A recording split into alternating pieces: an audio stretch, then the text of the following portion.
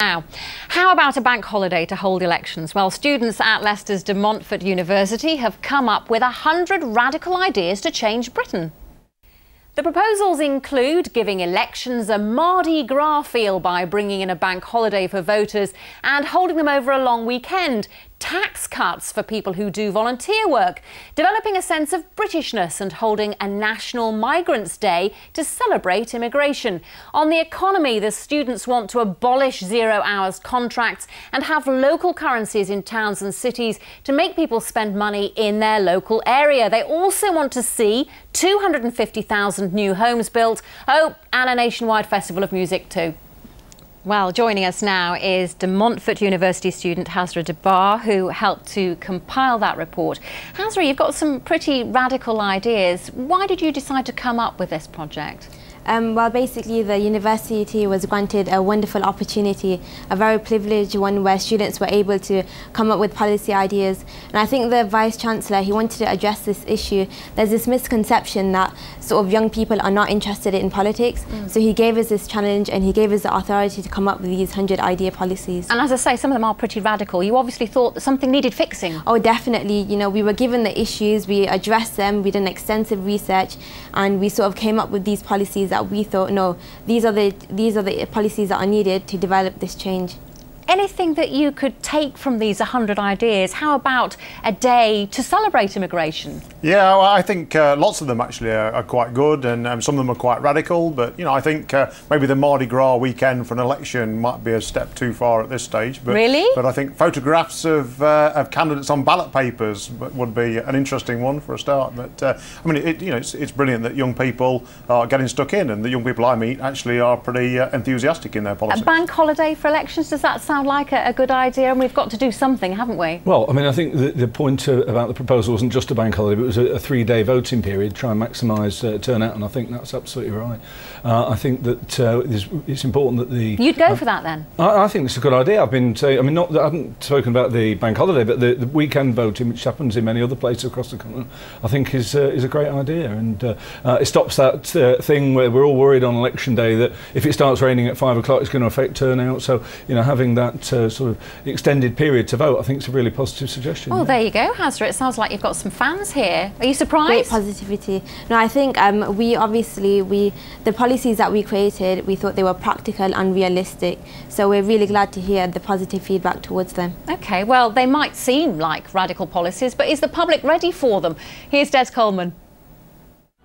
So, what would make people more interested in voting? I'm in Loughborough to find out. What about the National Immigration Day? Do you think that's a good thing? Absolutely, absolutely, yeah. And the other one I like, the other proposal I like, is a bank holiday for everybody. Yeah, I'm sure that will go down really well. I do vote, but generally the politicians are rubbish in this country. Never known so many so bad ones. They're awful. We're wondering what people think of those ideas, or if they got any ideas of their own. Get politicians to tell the truth. Wow. Get councillors to tell the truth. Once they start telling the truth, the general public will start to support them, or not, whatever the case may be.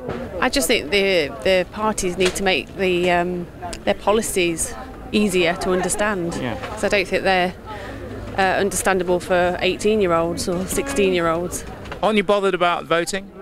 Not massively, no. But why? Apathetic, really. I think we don't really feel it'll make a difference. So, I mean, if we feel like if we vote, like one vote's not going to make much of a difference, so yeah, apathetic, I suppose. Personally, just the way the whole politics is run in this country is I just find it's baffling, to be honest. Just always arguing. I can't stand the whole House of Lords Commons thing. They just go on, and I just think like the economic goals they set out and stuff just not clear enough. Like welfare and social reforms. It's bizarre. One of the most important things is getting jobs back for young people and giving them a future to look at. Make it compulsory. Job done. Well, a lot of support there again for your ideas. Are you pleased to see that? Yes, definitely. I'm just really pleased to see this support. Although there was one issue that really stood out to me. It was that young people thought that they didn't really have a voice. So I just want to ask Mark and Toby, what do you think about youth engagement in politics? do you think there's a lack of it, and you know there needs to be more support towards that? I think there is, and I think it's a two-way street. I think politicians need to go out of their way to engage with young people in the next generation, and young people need to frankly bend the ears of their politicians more. Yeah, I mean, I think from my perspective, one of the things that was clear in the film was many people saying, we don't really know what the policies are, we don't understand, it's all too complicated. And I think that poses a serious question to us in terms of education, now people coming out of school feeling so disconnected to it.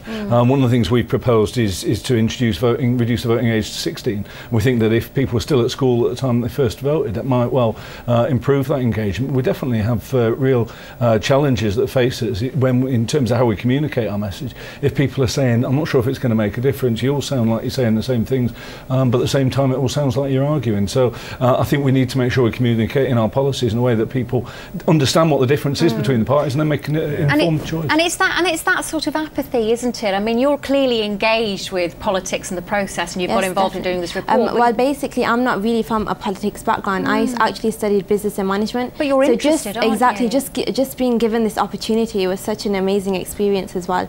So it really, I think if you give the youth the opportunity, they will speak out towards it. So how do these politicians in here need to get you involved? What do they have to do to get more young people involved? I think you should interact with the youth, speak to them, address the issues, because especially during times of uncertainty, they are the people that need the support the most. And if you're out there and you're telling them that, you know, we've addressed the issues and we know what to do, and just support them. I mean, I spend a lot of time going to sixth form colleges and sixth forms and trying to engage, and I always get, you know, quite a bit of banter and quite a lot of political debate. So it is quite But there's a rewarding lot of disenchantment, isn't there, with the people we've spoken to? Yeah, I think that one of the things that we've done in Chesterfield is really get young people involved in the party. So we've now got quite an active Chesterfield Labour youth group. They made a really innovative film about politics, about education, politics particularly. Well, ignore them at your peril, because they are the voters of the future. Hansra, you've compiled this report with 100 ideas for changing Britain. What happens next to it? Well, this report is only just the beginning. You know, I want MPs and policymakers to take away the report, acknowledge that there are issues, go through the wonderful policies that we have created, and sort of apply them in the next manifesto. Fantastic. Hansra Dabar, thank you very much indeed for joining us in the studio.